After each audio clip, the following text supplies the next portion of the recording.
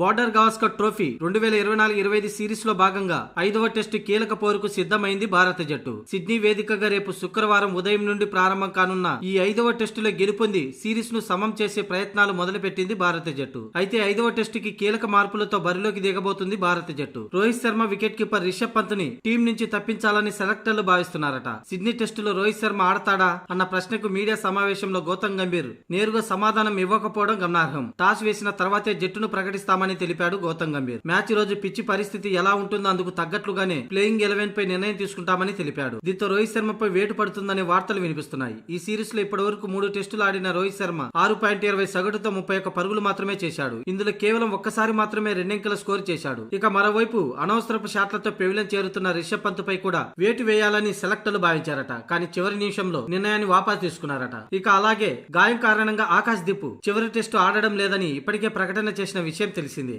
దీంతో టీమిండియాలో 2 మార్పులు చోటు చేసుకునే అవకాశంగా కనిపిస్తుంది. ఇక రోహిత్ కెప్టెన్సీ బాధ్యతల్ని బుమ్రాకి అప్పగించనున్నట్లు సమాచారం. ప్రాక్టీస్ సెషన్ లో బుమ్రాతో చీఫ్ సెలెక్టర్ అజిత్ అగర్కర్, గౌతమ్ గంభీర్ సుదీర్ఘంగా చర్చించారు. ఈ నేపథ్యంలో సిడ్నీ టెస్టులో భారత జట్టు పగ్గాలు బుమ్రా చేపట్టే సూచనలు కనిపిస్తున్నాయి. ఒకవేళ రోహిత్ శర్మ జట్టుకు దూరం అయితే అతడి స్థానంలో శుభమన్ గిల్ తిరిగి జట్టులోకి వచ్చే అవకాశం ఉంది. ఇక అలాగే ఆకాశ్ దీప్ స్థానంలో ప్రసిద్ధి కృష్ణను ఎంపిక చేసే అవకాశాలు కనిపిస్తున్నాయి. అలాగే ఈ 5వ టెస్టుకి వరుణుడు అంతరాయం కలిగించే అవకాశం ఉన్నట్లు వాతావరణ శాఖ చెబుతుంది.